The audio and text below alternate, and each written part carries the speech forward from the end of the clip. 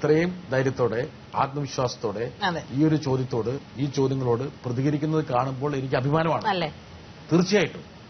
അതല്ലാതെ അവൾക്ക് ഈ ഒരു സംഭവത്തോടു കൂടി അവൾ തകർന്നിരുന്നു എങ്കിൽ സ്വാഭാവികമായിട്ട് എനിക്ക് എന്റെ ഒരു കൂടപ്പിറപ്പിനുണ്ടാകുന്ന ഒരു വിഷമം പോലെ തന്നെ ഞാൻ കാണുള്ളത്. തീർച്ചയായിട്ടും അച്ഛനും അമ്മയും കാരണം തന്നെയാണ് കേട്ടോ. കാരണം അച്ഛൻ എല്ലാ ദിവസവും എനിക്ക് തോന്നുന്നു ആ ഒരു കോൺഫിഡൻസും മോട്ടിവേഷനും ഈ സംഭവം വന്നതിന് ശേഷം അച്ഛനാണ് ഏറ്റവും കൂടുതൽ എനിക്ക് പറഞ്ഞു തന്നിട്ടുള്ളത്. ഞാൻ സാരമില്ല, അത് അച്ഛനാ കൂടുതൽ എക്സൈറ്റഡ് ആയെന്ന് തോന്നുന്നു. നീ ടിവിയിൽ ഫോട്ടോ കാണിച്ചുകൊണ്ടിരിക്കണോ, നീ ഇത്ര ഫേമസ് ആയി ഒരു ദിവസം കൊണ്ട് എന്നൊക്കെ ചോദിച്ചു. കൂട്ടുകാരികളൊക്കെ വിളിച്ചോ? നല്ല ഫ്രണ്ട്സ് ആരാ, ഫേക്ക് ആയിട്ടുള്ള ഫ്രണ്ട്സ് ആരാന്ന് ശരിക്കും ഈ പ്രശ്നം കഴിഞ്ഞപ്പോൾ മനസ്സിലായി. കാരണം ചില ഫ്രണ്ട്സ് ശരിക്കും എന്റെ കൂടെ തന്നെ ഉണ്ടായിരുന്നു. ഫ്രണ്ട്സിന്റെ അമ്മമാരും ഫാമിലീസും എല്ലാവരും നല്ല സപ്പോർട്ട് ചെയ്തു. സാരില്ല, അത് വെറുതെ ചാനലുകാർ ഉണ്ടാക്കിയതല്ലേ, നമുക്കറിയാമല്ലോ എന്നൊക്കെ പറഞ്ഞു വളരെ സപ്പോർട്ടീവ് ആയിട്ടുള്ള കുറെ ഫ്രണ്ട്സ് ഉണ്ടായിരുന്നു. അങ്ങനെ ചില വ്യാജ സുഹൃത്തുക്കളെ തിരിച്ചറിയാൻ അവസരം കിട്ടി. So you are happy now? I am very happy, confident. Lock it. Hi Uttara, I'm sure nee and you would expect in lotum. We have been friends for the past 4 to 5 years, alle, and the journey has been really smooth and good. 11th ഒക്കെ തൊട്ടേ നിനക്ക് മോഡലിംഗിനോടൊക്കെ ഭയങ്കര താല്പര്യമായിരുന്നു, and you have done a lot of shows, അല്ലേ? പക്ഷെ immediately after school നീ സിനിമയിലോട്ട് കാലുവെച്ചു, and you've done a lot of movies too. I personally want to know, നിനക്ക് മോഡലിംഗിനോടാണോ അല്ലെങ്കിൽ സിനിമയോടാണോ കൂടുതൽ താല്പര്യം? If it's both, how are you going to manage both modeling and movies? ഈ സുഹൃത്ത് വിളിച്ചിരുന്നോ? പിന്നെ ഏറ്റവും അടുത്ത സുഹൃത്താണ്, എന്റെ എല്ലാ കാര്യങ്ങളും അറിയാവുന്ന ഫ്രണ്ടാണ്. Almost every single day we talk. വളരെ നല്ല ഫ്രണ്ടാണ്. പ്രശ്നത്തില് ഉത്തര ഈ പറഞ്ഞ അമ്മയുടെ ഒരു സ്വഭാവം ഉത്തരയ്ക്കുണ്ട്. പല പ്രശ്നങ്ങളും ഉത്തരയും കയറി ഏറ്റെടുക്കുന്ന അവരുടെ. അതെ, അത് ഏറ്റെടുക്കല്ല. I think I am kind of protective about my friends. സ്കൂളിൽ വെച്ചിട്ട് സ്കൂളിന്റെ കാര്യം പറയാണ്ടിരിക്കാൻ ഒരുപാട് പ്രശ്നം ഉണ്ടായിരുന്നു സ്കൂളിൽ. ഞാനും ഒലിവിയും ഒരു ഫ്രണ്ടും കൂടെ ഉണ്ട്, സിമി എന്ന് പറഞ്ഞിട്ട്. ഞങ്ങളും Hi Uttara, I know you're very surprised to see me here. നമ്മൾ സ്കൂളിൽ 11th തൊട്ടുള്ള ഫ്രണ്ട്ഷിപ്പാണ് കഴിഞ്ഞ 5 കൊല്ലമായിട്ട്. ഫസ്റ്റ് ഡേ തൊട്ട് അഡ്മിഷൻ ദിവസം തൊട്ടുള്ള ഫ്രണ്ട്ഷിപ്പാണ്. അതുകൊണ്ടും നമ്മൾ എപ്പോൾ എന്തൊരു പ്രശ്നത്തിൽ ചെന്ന് ചാടിയാലും ഒരുമിച്ചാണ് ചെന്ന് ചാടുന്നത്. പക്ഷെ ഞാനായാലും നമ്മുടെ ബാക്കി ഫ്രണ്ട്സ് ആയാലും ഒരു പ്രശ്നമുണ്ടല്ലോ എങ്ങനെയെങ്കിലും അതിൽ നിന്നും ഊരിപ്പോരാൻ നോക്കും. നീ മാത്രം എപ്പോഴും അവിടെ ഇങ്ങനെ എന്തെങ്കിലും പ്രശ്നം ഉണ്ടായാലും ഒക്കെ ഞാൻ ആ പ്രശ്നം ഉണ്ടാക്കിയതല്ലേ, അത് ഞാൻ റെസ്പോൺസിബിലിറ്റി എടുത്തോളാം. എക്സ്പെഷ്യലി ആ ഒരു ക്യാമറ കേസിൽ നമ്മൾ 11th നിന്റെ ക്യാമറ പ്രിൻസിപ്പൽ പിടിച്ചു.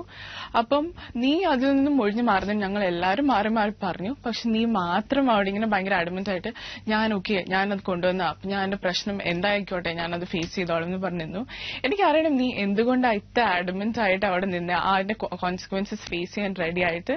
അതെനിക്ക് അറിയണം എന്തുകൊണ്ടാന്ന്. ഒന്നും അറിയാനൊന്നുമില്ല, ഇത് 10 ഗുണം 10 ഗുണം. എന്താന്ന് വെച്ചാ ഇത് ഞങ്ങളുടെ സ്കൂളില് 11ാം ക്ലാസ് മുതൽ തുടങ്ങിയതാണ്. 10ാം ക്ലാസ് വരെ ഞാൻ ഭയങ്കര പാവായിരുന്നു. 11th ഒരു വലിയൊരു ബ്രേക്ക്. ഭയങ്കര ക്യാരക്ടർ തന്നെ മാറിപ്പോയി. 11ാം ക്ലാസ്സിൽ 10th വരെ അമ്മ ടീച്ചേഴ്സ് ഒക്കെ വിളിക്കുമ്പോ പറയും ഇങ്ങനെ ഒരു കുട്ടി ഉണ്ടെന്ന് അറിയില്ല, അത്ര പാവാണെന്ന്. അത് 11th വിളിക്കുമ്പോ ഇതിനെ കൊണ്ട് ഭയങ്കര ശല്യമായി ഇവിടെ പിടിച്ചോണ്ട് പോവാന്ന് വരെ പറയാൻ തുടങ്ങിയിട്ടുണ്ട്. പക്ഷെ ഞാൻ ഏറ്റവും അടിച്ചു പൊളിച്ചിട്ടുള്ള ഏറ്റവും കൂടുതൽ എൻജോയ് ചെയ്തിട്ടുള്ള 2 കൊല്ലം 11th ഉം 12th ഉം. ഒരുപാട് കുരുത്തക്കേടുകളും ചെയ്തു. കുറെ. എന്നും ഞങ്ങള് പ്രിൻസിപ്പളിന്റെ ക്യാബിന്റെ അകത്തായിരിക്കും. അവസാനം പ്രിൻസിപ്പളിന് മതിയായി. എന്നും എന്തെങ്കിലും അമ്മയെ വിളിച്ചു വരുത്തുമായിരുന്നു. കാരണം അവർക്കറിയാം അമ്മയെ വിളിച്ചിട്ട് വലിയ കാര്യമൊന്നുമില്ല. അമ്മയെ വിളിച്ചു കഴിഞ്ഞാൽ അമ്മ പറയും കുട്ടികളല്ലേ അവരങ്ങനെയൊക്കെ ചിലപ്പോ ചെയ്തു എന്നിരിക്കുന്നു. ഒരു ബോയ് ഫ്രണ്ടിന് കത്ത് കൊടുത്തത് പിടിച്ചു, എന്നെ വിളിച്ചു പറഞ്ഞു. ഞാൻ പറഞ്ഞ അപ്പൊ തന്നെ മോള് പെണ്ണാണെന്ന് തീരുമാനമായല്ലോ. ടീച്ചേഴ്സ് പറഞ്ഞു പറഞ്ഞു. ഇവള് 12ാം ക്ലാസ്സിൽ പഠിക്കുമ്പോഴല്ലേ ബോയ് ഫ്രണ്ട് കൊടുത്തേ? 12ാം ക്ലാസ്സിൽ പഠിക്കും. 11ാം ക്ലാസ്സിൽ കൊടുത്തായിരുന്നു. 16 വയസ്സ്. 12ാം കൊടുത്ത് പരുന്ന് തുടങ്ങി. അപ്പൊ ഞാൻ അറിഞ്ഞു. ഞാൻ പലപ്പോഴും മറുപടി അയച്ചു കൊടുക്കുക, എഴുതാറ്. ഇവൾക്ക് ബോയ് ഫ്രണ്ട്സ് അയക്കുന്ന കത്തിന് അമ്മയാണ് മറുപടി. അമ്മയ്ക്കാറ് ഞാൻ മറുപടി അയക്കും. SMS-നും അതെ ഞാൻ മറുപടി വയ്ക്കും. ഇക്കാര്യത്തില് മകളെക്കാളും കൂടുതൽ വിദഗ്ധ അമ്മയായതുകൊണ്ടായിരിക്കാം. ഡയറി എഴുതുന്ന സ്വഭാവമുണ്ട്. അപ്പൊ ഞാൻ അതിലിങ്ങനെ പിക്ചേഴ്സ് സ്കെച്ച് ചെയ്യണ സ്വഭാവം. പടങ്ങൾ നല്ല രസം ഉത്തരയുടെ ഡയറി. ഞാനിങ്ങനെ സ്റ്റോറി പോലെയാണ്, അല്ലാണ്ട് ഡേ ടു ഡേ സംഭവമല്ല. എന്തെങ്കിലും ഇങ്ങനെ ഒരു സ്റ്റോറി മാതിരി എഴുതും. അപ്പൊ അമ്മയ്ക്കും ഉണ്ട് അച്ഛനും എല്ലാവർക്കും ഉണ്ട് വീട്ടില് ബോറടിക്കണോ, മാഗസീൻ ഒന്നുമില്ല, ഉത്തരയുടെ ഡയറി എടുത്ത് വായിക്കാന്ന്. എന്തൊരു കഷ്ടം നോക്കൂ. വളരെ പേഴ്സണലായിട്ട് അടച്ചുപൂട്ടിയൊക്കെ അതിൽ ലോക്കൊക്കെ ഉള്ള ഡയറിയാണ്. അതൊക്കെ തുറന്ന് ഞങ്ങളൊക്കെ ഇരുന്ന് വായിക്കും. ഇല്ല കഥ വായിക്കുന്ന പോലെയാ. എന്നിട്ട് അതിന്റെ സൈഡിലൊക്കെ ഞാൻ ചില ഉമ്മയൊക്കെ വരച്ചു വെക്കും. ഉമ്മ ചില ബോയ് ഫ്രണ്ട്സിന്റെ കാര്യങ്ങളൊക്കെ എഴുതി പോയിട്ടുണ്ടാവും. അതിന്റെ സൈഡിലൊക്കെ എന്റെ വക റെഡ് സ്കെച്ച് പെന്നുകൊണ്ട് ഒരു ഉമ്മ, ഹാർട്ടൊക്കെ വരച്ചു, ഹാർട്ട് ഒക്കെ ഞാൻ വരച്ചു വെക്കും നന്നായിട്ട്. എന്നിട്ട് അമ്മ എന്തിനാ ഇയാളുടെ, എനിക്ക് ഇവന് ഇഷ്ടമല്ല, അവന്റെ മുഴുവൻ വായിക്കൂല, വെറുതെ പിക്ചേഴ്സ് നോക്കിയിട്ട് അമ്മയ്ക്ക് ഊഹത്തിന് എന്തെങ്കിലുമൊക്കെ ചെയ്തു വെക്കും. തമാശ അത്രയോ. ഇങ്ങനത്തെ ഒരു അമ്മയെ കിട്ടിയാല് മകൾക്ക് എത്ര പേരെ പ്രണയിക്കേണ്ടി വരും? അല്ല, പ്രേമിക്കാൻ ആളെയും കൂടെ കിട്ടുന്നല്ലോ ഈ പ്രോഗ്രാം കഴിയുമ്പോൾ കിട്ടുമായിരിക്കില്ലേ? ഈ പ്രോഗ്രാമിൽ കാണുന്ന ഒരുപാട് ചെറുപ്പക്കാർക്ക് എന്തായാലും ഉത്തരയോട് വലിയ സ്നേഹമുണ്ട്. ഈശ്വര നല്ലതാവണേ, മകളെ അങ്ങനെ ചെറുപ്രായത്തിൽ ജോലിയുള്ള ആളാവണേ. പിന്നെന്തൊക്കെയാണ് ആഗ്രഹം? ഷാഹിദ് കപൂറിന്റെ ചായ വേണം. Okay.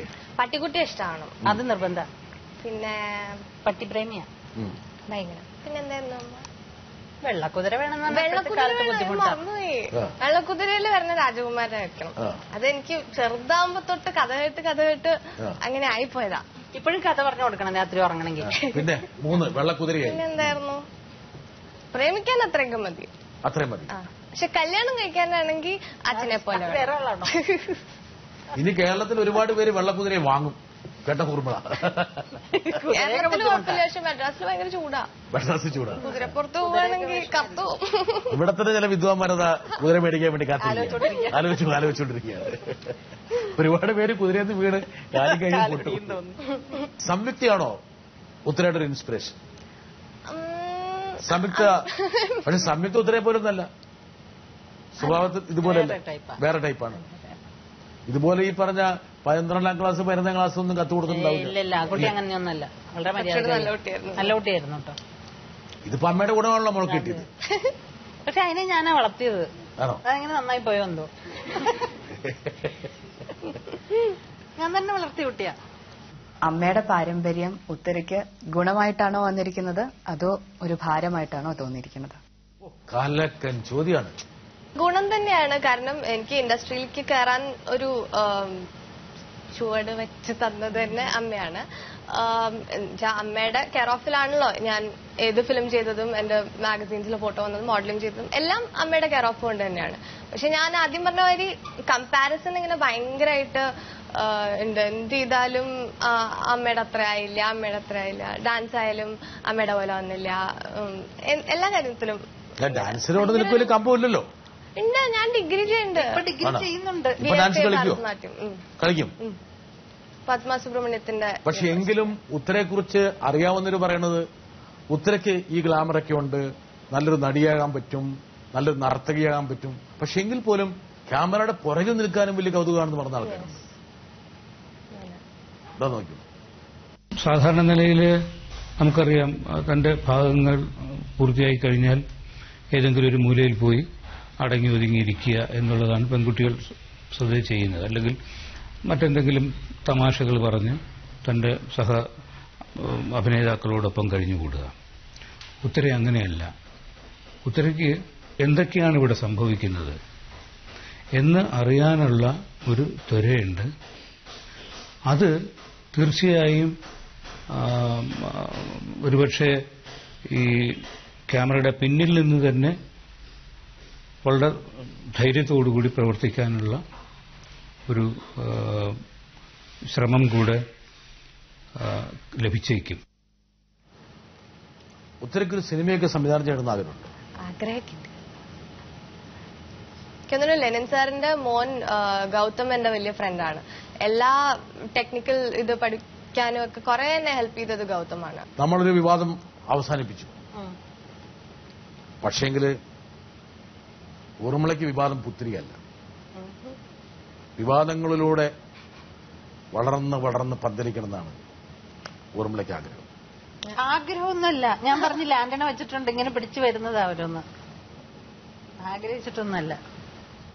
National award winning movie Kathapurushan തൊട്ട് മഴ, കൊച്ചു കൊച്ചു സന്തോഷങ്ങൾ, പിന്നെ റീസെന്റ് ആയിട്ട് ഇറങ്ങിയ 101 വെഡ്ഡിങ്സ്, ബ്രേക്കിംഗ് ന്യൂസ് ലൈവ്, അങ്ങനെ കഴിഞ്ഞ 20 years ആയിട്ട് മിസ് ഉർമിള ഈ ഫീൽഡിൽ ആക്റ്റീവ് ആണ്. ഇത്രയും ലോകപരിചയമുള്ള ഒരു വ്യക്തി എങ്ങനെയാ സന്തോഷ് മാധവൻ പോലെയുള്ള ഒരു കപടസ്വാമിയുടെ ട്രാപ്പിൽ ചെന്നപ്പെട്ടത്? ഈ കോൺട്രവേഴ്സിയിൽ വന്ന് ചേരാനുള്ള കാരണം എന്താണ്? മാധ്യമപ്രവർത്തകയാണ്. ഇപ്പൊ എന്താ പറയണ്ടേ? സന്തോഷ് മാധവന്റെ കാര്യമാണോ പറയണ്ടേ? ഞാനൊന്നും പറഞ്ഞില്ല. ആ കുട്ടിയോട് പറഞ്ഞാൽ മതിയില്ല.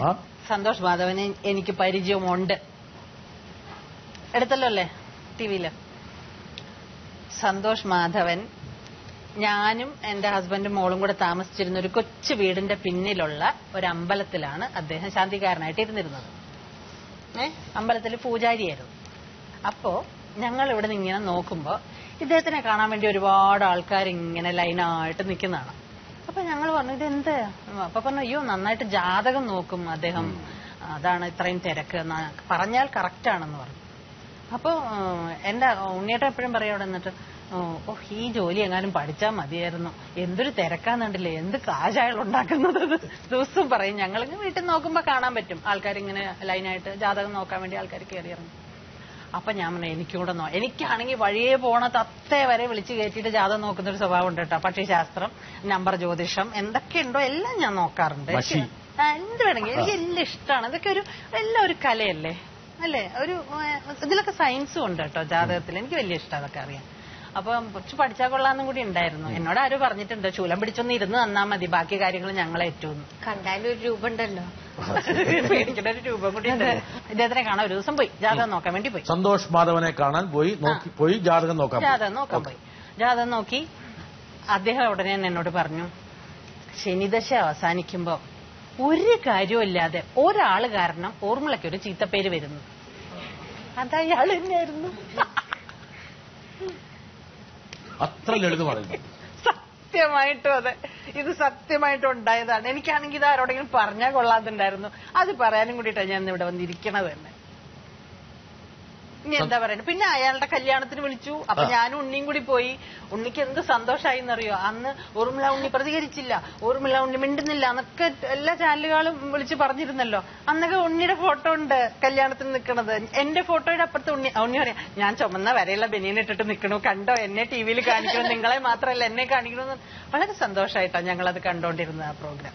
ഇപ്പോൾ ഈ കാണിക്കുന്ന ധൈര്യമൊക്കെ വേറെ തട്ടിപ്പാണോ? എന്ത് ധൈര്യം?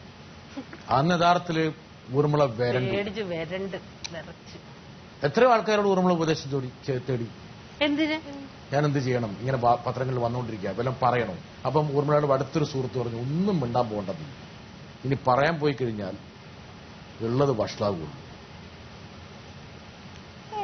അതെന്റെ സുഹൃത്തൊന്നുമല്ല, എന്റെ ഭർത്താവ് തന്നെ പറഞ്ഞത് പ്രതികരിക്കണ്ടെന്ന്.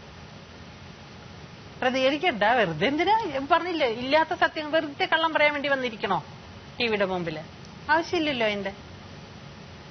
പ്രതികരിച്ചു വാർത്തകൾ വെച്ചാൽ സന്തോഷ് മാധവന്റെ കൂടെ പല പരിപാടികളിലും പോകുന്നു, പല ചടങ്ങുകളിൽ നിൽക്കുന്നു, വലിയൊരു ആത്മബന്ധം നിങ്ങൾ തമ്മിലുണ്ട്. ആത്മബന്ധമൊന്നും ഇല്ല, അയാൾ പറഞ്ഞെല്ലാം പക്ഷെ കറക്റ്റായിരുന്നു. എന്റെ ഭർത്താവ് കടല് കടന്നു പോയി ജോലി ചെയ്യുന്നു പറഞ്ഞിരുന്നു, എനിക്ക് ചീത്തപ്പേര് കേൾക്കുന്നു പറഞ്ഞിരുന്നു, എനിക്ക് വീടുണ്ടാവും പറഞ്ഞിരുന്നു, സ്വന്തമായിട്ട് എന്തൊക്കെ അത് ജലാശയത്താൽ ചുറ്റപ്പെട്ട വീടുണ്ടാവും എന്ന് പറഞ്ഞു. കറക്റ്റ് ഞാനത് കായലിന്റെ സൈഡിലാ വീട് വാങ്ങിച്ചത്. അപ്പോൾ യഥാർത്ഥ സന്തോഷ് മാധവൻ ഒരു ദിവ്യശക്തി. അയ്യോ അയാളെ നന്നായിട്ട് ജാതകം പറയും. ദിവ്യശക്തി ഒന്നും എനിക്കറിയില്ല, ജാതകസ്ഥലായിട്ട് സത്യമായിട്ട് ഇപ്പൊ കണ്ടാവും ചോദിക്കായിരുന്നു. ഈ വീടല്ലേ? ഇതാണ് എന്റെ വീട്. ഒരുപക്ഷെ ഇനിയും ഒരു അവസരം കിട്ടിയ ഊർമിള ഒന്നും കൂടി ജാതകം നോക്കുകയും സന്തോഷ് മാധവനെ കൊണ്ട്. തീർച്ചയായിട്ടും ഞാൻ നോക്കും. സന്തോഷ് മാധവൻ അസലായിട്ട് പറയും ജാതകം. സന്തോഷ് മാധവന്റെ ആ ശക്തിയെക്കുറിച്ച് ഊർമിളയ്ക്ക് നല്ല മതിപ്പാണ്. ജാതകം നോക്കുന്ന കഴിവ് ഭയങ്കര കഴിവുള്ള ആൾ തന്നെയാണ്, അതില്ലാന്ന് ഞാൻ പറയില്ല. മറ്റു കാര്യങ്ങൾ കേട്ടതൊക്കെയോ? മറ്റെന്ത് കാര്യം കേട്ട ഞാനൊന്നും കേട്ടില്ല. സന്തോഷ് മാധവനെ കുറിച്ച് കേട്ടതൊന്നും അതൊന്നും എനിക്കറിയില്ല. അയാളുടെ അങ്ങനത്തെ വശങ്ങൾ നമ്മളിപ്പോ ഈ പറഞ്ഞ പോലെ കൂടെ ഒന്ന് ഫോട്ടോ എടുക്കുന്ന പോലെ ജാതകം നോക്കാൻ പോകുമ്പോ അത് മാത്രമല്ലേ നോക്കുള്ളൂ, ബാക്കി കാര്യങ്ങളൊന്നും എനിക്കറിയില്ല. അയാളുടെ ജാതകം ഞാൻ നോക്കില്ലല്ലോ, എന്റെ ജാതകം അതെങ്ങനെ